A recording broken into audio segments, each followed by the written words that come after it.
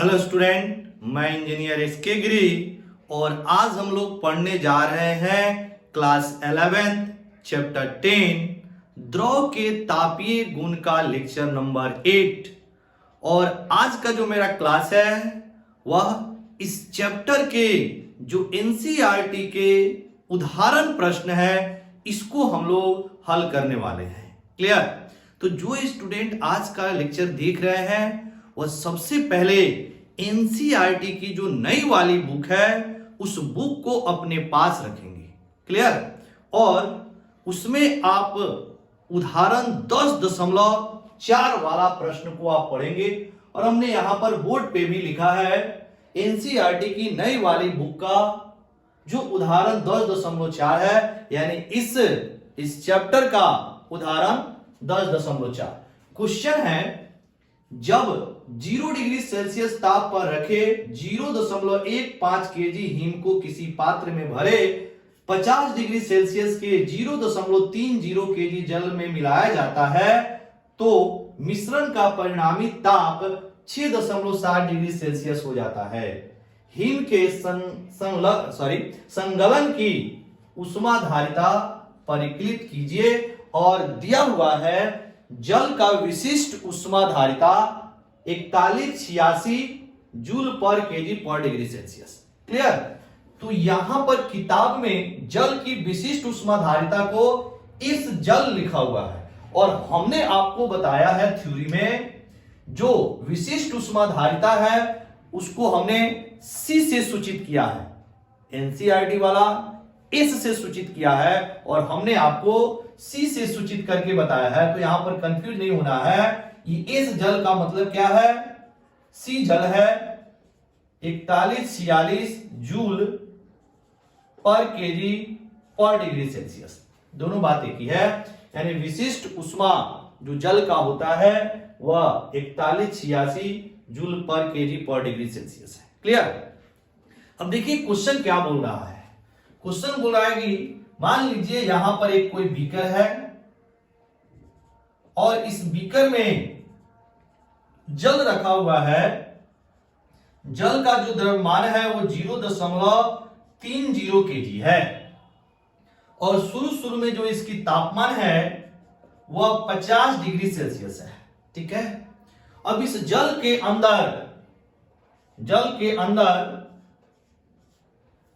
0.5 KG him मिलाया जाता है जिसकी तापमान शुरुआती 0 डिग्री सेल्सियस है। हिम का मतलब होता है बर्फ। तो मान लीजिए ये आपका बर्फ का कुछ टुकड़ा है जिसका द्रव्यमान बर्फ जिसका द्रव्यमान दिया हुआ है 0.15 केजी और इसका तापमान जो दिया है वो कितना है, T1 बराबर 0 डिग्री सेल्सियस। अब इस बर्फ के टुकड़े को ग्लास के अंदर डाल दिया जा रहा है। ठीक है? तो जैसे इस बर्फ के टुकड़े को ग्लास के अंदर आप डालेंगे तो होगा क्या, इस बर्फ के टुकड़े को ग्लास के अंदर जैसे हम लोग डालेंगे ग्लास की जो जल है उसकी तापमान घट जाएगी। ऐसा ही तो होगा। कई बार हम लोग शरबत में बर्फ मिलाते हैं जिससे कि शरबत ठंडी हो जाए। ऐसा हम लोग करते हैं कि नहीं? तो 50 डिग्री सेल्सियस वाले जो जल है 50 डिग्री सेल्सियस पे इसके अंदर जब आप 0 डिग्री सेल्सियस वाले हिम को मिलाएंगे या बर्फ को मिलाएंगे तो क्या होगा, बर्फ का तापमान बढ़ेगी और जल की तापमान घटेगी। यानी कि बोल रहा है क्वेश्चन में कि जैसे आप मिला रहे हैं जो मिश्रण का तापमान है, यानी कि जो बाद में जो तापमान बन रही है फाइनल टेम्परेचर मिश्रण का जो तापमान है वह क्वेश्चन बोल रहा है 6.7 डिग्री सेल्सियस हो जाता है। तो बताइए कि ये जो बर्फ है इस बर्फ की संगलन की यानी कि LF की वैल्यू कितनी होगी, ये हमसे पूछा जा रहा है। तो अब इसमें होगा क्या, ताप किसकी बढ़ी, तो ताप बर्फ की बढ़ी, हिम की बढ़ी। क्यों? क्योंकि हिम का शुरुआती तापमान 0 डिग्री सेल्सियस था और ये पहुंच गया 6.7 डिग्री सेल्सियस। तो बर्फ का तापमान बढ़ी, इट मींस बर्फ में उष्मा को ग्रहण किया होगा। क्लियर हो रहा है? ठीक। किसकी तापमान घटी? तो जल की तापमान घटी। इसका मतलब है कि जल ने उष्मा का त्याग किया होगा। ठीक है, अब हम ये मान के चलेंगे कि उष्मा का स्थानांतरण परिवेश के साथ नहीं हो रहा है। इसका मतलब है कि जल के द्वारा जो त्याग उष्मा है या लुप्त उष्मा है वह बर्फ के द्वारा ग्रहण किए गए उष्मा के बराबर होगा। यही तो बोलती है कैलोरीमिति का सिद्धांत, यानी उष्मामिति की सिद्धांत।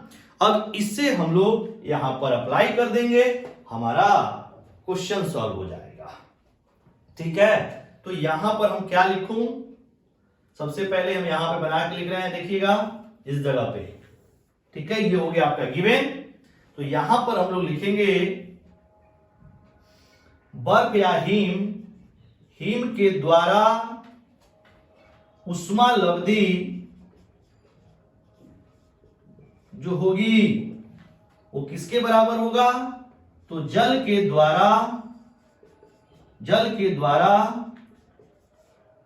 लुप्त उष्मा की। ठीक है, यानी कि हिम के द्वारा उष्मा लब्धि का मतलब होता है ग्रहण की गई उष्मा, वो जल के द्वारा त्यागी उष्मा के बराबर होगी। मतलब जो त्याग हो रहा है जल के द्वारा उष्मा, उसके बराबर हो जाएगी। अब देखिएगा हिम के द्वारा जो उष्मा लब्धि है वो कैसे निकालेंगे? पहले ये जो बर्फ है वो डायरेक्ट इसकी तापमान 6.7 डिग्री सेल्सियस नहीं हुआ होगा। पहले बर्फ जो है वो जल में परिवर्तित हुआ होगा, यानी कि 0 डिग्री सेल्सियस बर्फ से पहले 0 डिग्री सेल्सियस जल में परिवर्तित हुआ होगा, अब फिर 0 डिग्री सेल्सियस जल से तब बना होगा 6.7 डिग्री सेल्सियस जल। ठीक है, तो पहले यहां पर आप ये जो बर्फ है पहले पिघला होगा तब तो ये जल बनेगा, यानी बर्फ का अवस्था भी परिवर्तित हुआ होगा। तो अवस्था परिवर्तन में कौन सा फॉर्मूला लगाते हैं? तो यहां पर लिखेंगे एम किसका? तो बर्फ का इंटू LF हो जाएगा, यानी कि जो बर्फ है वो जल में परिवर्तित हो गया।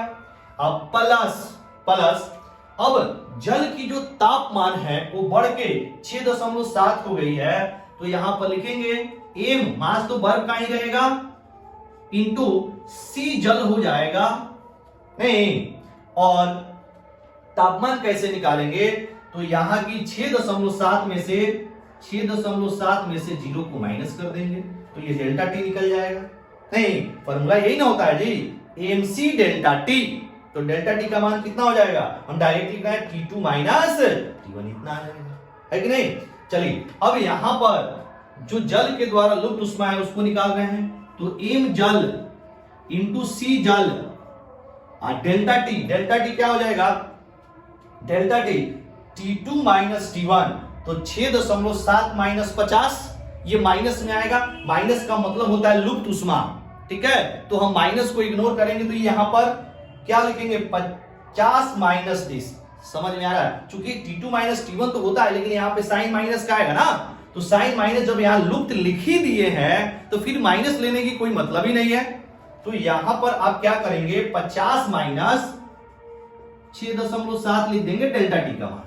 ठीक है, अब इसको आप सॉल्व करेंगे तो एम बर्फ जो है वह आपका यहां से दोनों में कॉमन है एम बर्फ, तो ले लेंगे एम बर्फ कितना है? देखिएगा 0.15 इंटू LF हो गई, अब प्लस सी जल यानी कि 8186 गुना 6.7 हो गया बराबर।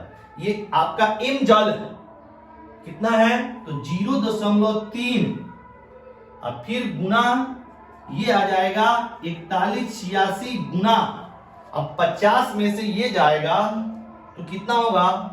43.3, यही ना होगा जी? 50 में 44 43.3 हो गया। अब यहां पर हम क्या थोड़ा सा कैलकुलेटर यूज करना चाहेंगे, कैलकुलेशन आपका तेज करने के लिए। सबसे पहले 0.3 में 4186 से गुणा करेंगे, फिर इसमें 43.3 से गुना करेंगे, है कि नहीं? तो 41 86 गुना 0.3 गुना, तो ये वैल्यू आ गई आपका 54,376.14।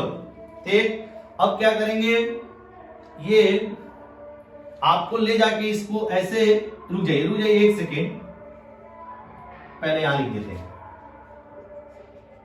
0.15 इंटू LF, जोड़ इसको मल्टीप्लाई करेंगे 4186 गुना 6.7, तो ये हो जाएगा आपको 28,046.2 ये आ जाएगा।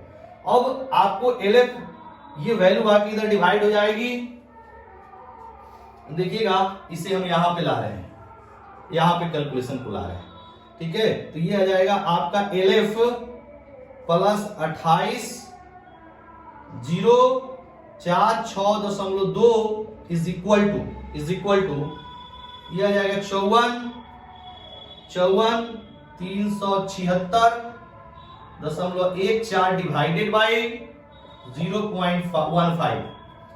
तो यहां पर आप क्या करेंगे, 376.14, इसमें भागा करेंगे 0.15 से, तो ये वैल्यू आ गई आपका 362,507.6। ये हो जाएगा आपका LF प्लस 28,046.2। अब यहां से क्या करेंगे, आप LF निकालेंगे तो ये कितना हो जाएगा जी, 26 आपका 250.6 माइनस 28,046.2 ऐसे, तो इसको हम माइनस कर देंगे 28,046.2, ये सॉल्व करेंगे तो ये आ जाएगा 33461.4। अब LF है तो इसका यूनिट क्या होगा, जूल पर केजी होता है, नहीं? अब इसको चाहे तो आप 10 के रेस्ट टू द पावर में लिख सकते हैं, मतलब ये आप इसको ऐसे लिख सकते हैं 3.34 into 10 raised to the power 5 joule per kg. हमने क्या किया, पांच प्लेस हमने डेसिमल को पीछे लाया, 1 2 3 4 5, तो 3.34 into 10 raise to the power 5 joule per kg हो जाएगा। तो यहां पर जो हिम की संगलन की जो उष्मा धारिता है वह हो जाएगी 3.34 into 10 raise to the power 5 joule per kg. तो ये था आपका एग्जाम्पल नंबर 10.4। क्लियर? अब हम लोग स्टार्ट करेंगे एग्जाम्पल नंबर 10.5। अब 10.5 क्या है देखिएगा, चलिए अब इसको आप जरा सा नोट करेंगे, नोट कर लीजिए। हो गया? ठीक, आइए अब 10.5 सबको आप एनसीईआरटी की जो नई वाली बुक है उससे क्वेश्चन पढ़िएगा और तब आप इसके सॉल्यूशन को समझेंगे। देखिए क्या है इसमें दिया हुआ है, हम क्वेश्चन पढ़ रहे हैं। किसी ऊष्मामापी में भरे -12 डिग्री सेल्सियस के 3 केजी हिम को वायुमंडलीय दाब पर 100 डिग्री सेल्सियस की भाप में परिवर्तित करने के लिए आवश्यक ऊष्मा परिकलित कीजिए। और दिया गया है बाकी आपको हिम की विशिष्ट ऊष्मा धारिता दिया हुआ है, उसके बाद में जल की विशिष्ट ऊष्मा धारिता दिया है, हिम की संगलन की गुप्त ऊष्मा दिया हुआ है और भाप की गुप्त ऊष्मा दिया हुआ है। ये सारी चीज आपके क्वेश्चन में दिया हुआ है।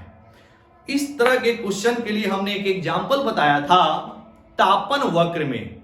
तो जो स्टूडेंट ये वीडियो देख रहे हैं, इस क्वेश्चन को पढ़ रहे हैं, वो तापन वक्र जरूर पढ़ें। यानी लेक्चर नंबर जो आपका 6 है उसको आप जरूर पढ़ेंगे। उसमें हमने तापन वक्र के बारे में एक्सप्लेन किया था। ठीक है, अब देखिएगा हम यहां पे लिख रहे हैं, ये हो गया आपका उदाहरण 10.5 और वह भी एनसीईआरटी की जो न्यू बुक है उसके। ठीक, में क्या है देखिएगा, मान लीजिए ये आपका बीकर है, इस बीकर में बर्फ के टुकड़े हैं, मतलब -12 डिग्री सेल्सियस पे बर्फ है। ठीक है, अब इसको ले जाना है हम लोग को 100 डिग्री सेल्सियस वाष्प में, और इसका जो द्रव्यमान दिया हुआ है एम जो है वो है आपका 3 केजी है। अब आप पहले जब इसको आप हीट करेंगे तो क्या होगा, बर्फ का जो तापमान है वो बढ़ेगा, और बर्फ का जो तापमान बढ़ेगा और यह इसके गलनांक बिंदु पर पहुंचेगा, मतलब 0 डिग्री सेल्सियस बर्फ तक पहुंचेगा। ठीक है, -12 डिग्री सेल्सियस जो बर्फ है उसको जब आप गर्म करेंगे तो बर्फ अपने गलनांक बिंदु पर पहुंचेगा और इसकी तापमान हो जाएगी 0 डिग्री सेल्सियस। इसके बाद अगर आप फर्दर गर्म करते हैं तो क्या होगा, ये जो बर्फ है वो पिघलना चालू करेगा और पिघल के 0 डिग्री सेल्सियस जल में परिवर्तित हो जाएगा। फर्दर आप इसको गर्म करेंगे तो अब जल जो है अपने भाप बिंदु तक पहुंचेगा, भाप बिंदु तक, यानी कि 100 डिग्री सेल्सियस जल तक पहुंचेगा। और फिर आप इसको जब गर्म करेंगे तब जाके ये जो जल है वह भाप बनना चालू होगा और ये आपका 100 डिग्री सेल्सियस भाप बनेगा। तो यहां तक हम लोग को आना है, इसके बाद आपको गर्म नहीं करना है। ठीक है, तो मान लीजिए आपने यहां पर दिया कौन सा, Q1, यहां पर आपने जो उष्मा दिया वो हो गई Q2, इसके लिए जो उष्मा दिया वो हो गई Q3, और यहां पे जो आपने उष्मा दिया वो हो गई Q5। ठीक है, तो यहां पे ऐसे लिख रहे हैं, ये Q1 हो गया, Q2, Q3, और सॉरी ये Q4, Q5 नहीं Q4 ये है। ठीक है, तो Q1, Q2, Q3, Q4 निकाल लेंगे और टोटल उष्मा निकालने के लिए आप क्या करेंगे, सबको ऐड कर देंगे का आंसर आ जाएगा। इसके लिए देखिए दिया हुआ है कि यहां पर किताब में सारी डाटा यहां पे हम लिख दे रहे हैं। दिया हुआ है कि हिम की विशिष्ट उष्माधारिता, यानी कि C बर्फ दिया हुआ है, C बर्फ दिया हुआ है 2100 जूल पर केजी पर डिग्री सेल्सियस। इसके बाद में दिया हुआ है जल की विशिष्ट उष्माधारिता, यानी C जल दिया हुआ है 8186 जूल पर केजी पर डिग्री सेल्सियस। उसके बाद में F दिया है, संगलन की जो गुप्त उष्मा है वो दिया हुआ है 3.35 गुना 10 की पावर 5 जूल पर केजी, ऐसे लिख सकते हैं, या फिर kg-1 के टर्म में भी लिख सकते हैं ऐसे। ठीक है, और LV जो दिया हुआ है भाप की गुप्त उष्मा 2.256 गुना 10 की पावर 6 जूल पर केजी, ये दिया हुआ है। ठीक है, और हम लोग को ये Q1, Q2, Q3, Q4 की वैल्यू निकालकर क्या करना है, सबको ऐड करना है। ठीक है, चलिए अब Q1 हम यहां निकाल रहे हैं। Q1, तो Q1 में क्या होगा, Q1 हीट दे रहे हैं तो क्या हो रहा है, सिर्फ टेम्परेचर चेंज हो रहा है, तापमान में परिवर्तन हो रहा है, तापमान बढ़ रही है, आपका अवस्था में कोई परिवर्तन नहीं हो रहा है। बर्फ बर्फी है, सिर्फ बर्फ की तापमान बढ़ गई। तो Q1 के लिए कौन सी फॉर्मूला हम लोग लगाएंगे? विशिष्ट उष्माधारिता वाला, यानी जब तापमान बढ़ती है तो विशिष्ट उष्माधारिता का फॉर्मूला, और जब अवस्था परिवर्तन होता है तो गुप्त उष्माधारिता वाला फॉर्मूला। तो यहां पर Q1 हो जाएगा m बर्फ, ठीक है, और इंटू यहां पर C बर्फ और into delta T. Delta T का मतलब क्या हो जाएगा? 0 माइनस माइनस 12, डायरेक्ट लिख रहे हैं, तो ये हो जाएगा 3 और ये हो जाएगा आपका 2100 और गुना 12। ठीक, अब यहां पर इसको हम एक साथ क्या करेंगे? कैलकुलेटर यूज करके सबको सॉल्व कर लेंगे, ठीक है। यहां पर इस वैल्यू को लिखेंगे। अब इसी तरह आप Q2 निकालेंगे तो Q2 क्या हो जाएगा? मास तो उतना ही रहेगा, मास तो m बर्फ का ही मास रहेगा, क्योंकि बर्फ अब पिघला है और बर्फ पिघल के जल बना है, अवस्था में परिवर्तन हुआ है, तो आपका फॉर्मूला लगेगा m इंटू LF। तो m की जो वैल्यू है वो कितना है बाबू? 3, और LF की जो वैल्यू है यहां पर लिखा हुआ है, ये हो जाएगा 3.35 और गुना 10 की पावर 5, ये आ जाएगा। इसी तरह इसको कैलकुलेट कर लेंगे, Q3 निकालेंगे तो अब Q3 में क्या हो रहा है? देखिएगा, जल का तापमान बढ़ रहा है, तो जल का तापमान बढ़ रहा है तो विशिष्ट उष्माधारिता का फॉर्मूला m।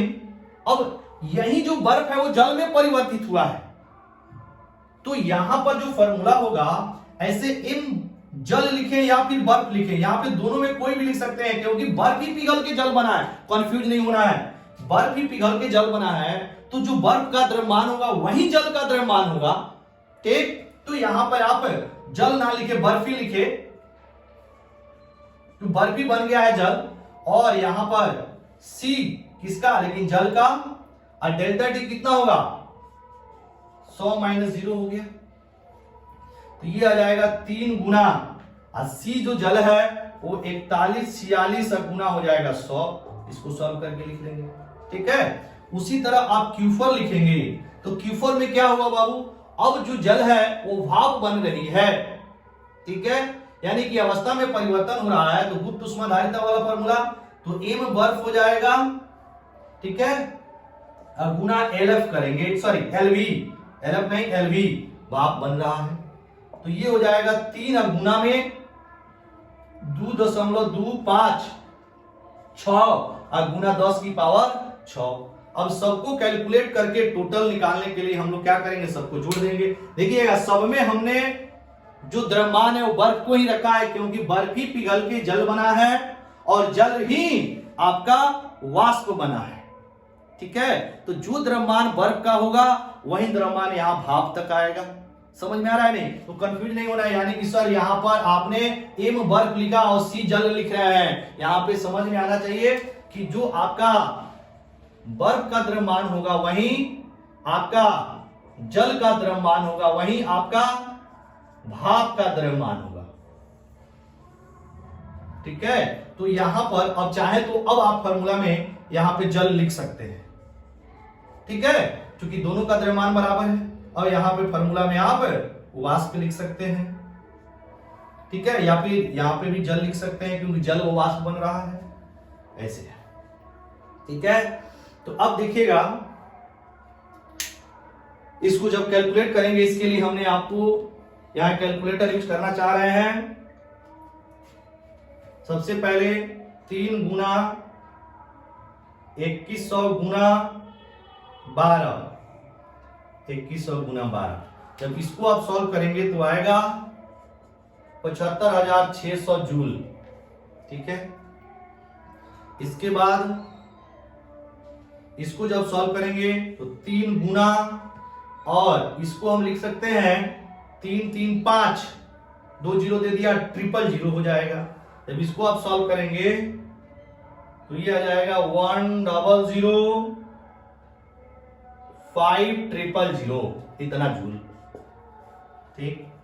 फिर इसके बाद अब इसको सॉल्व करेंगे तो 3 गुना 4186 गुना में 100, ये आ जाएगा 12,55,800 इतना जूल।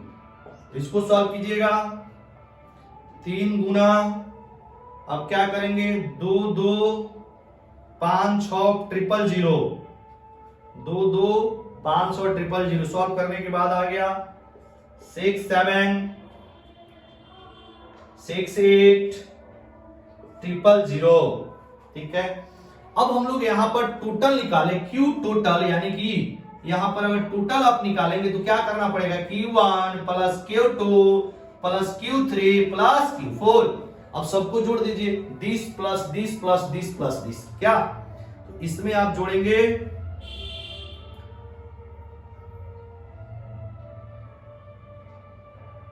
इतना में पहले इसको जोड़े 12 double 5 8 double 0 plus 1 double 0 5 triple 0 plus ये वाला 7 5 6 डबल 0। जब इस सब को सॉल्व करेंगे तो आएगा बाबू 9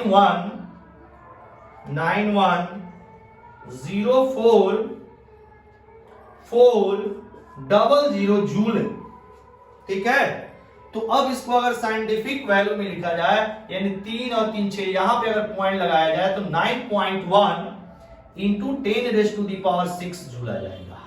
मतलब आपको 3 केजी जो वर्क है और ये -12 डिग्री सेल्सियस पे है, तो इस 3 केजी वर्क को 100 डिग्री सेल्सियस भाप में बदलने के लिए जो आवश्यक उष्मा चाहिए, जो कुल उष्मा चाहिए, उसकी जो मान है वो आ जाएगा 9.1 गुना 10 की पावर 6 जूल के बराबर। क्लियर? तो ये था हम लोग का एग्जाम्पल नंबर 10.4 और 10.5। क्लियर? तो चलिए आज का क्लास हम लोग यहीं खत्म करते हैं, फिर मिलेंगे नेक्स्ट वीडियो में। तब तक आप लोग पढ़ते रहें। Very very thank you.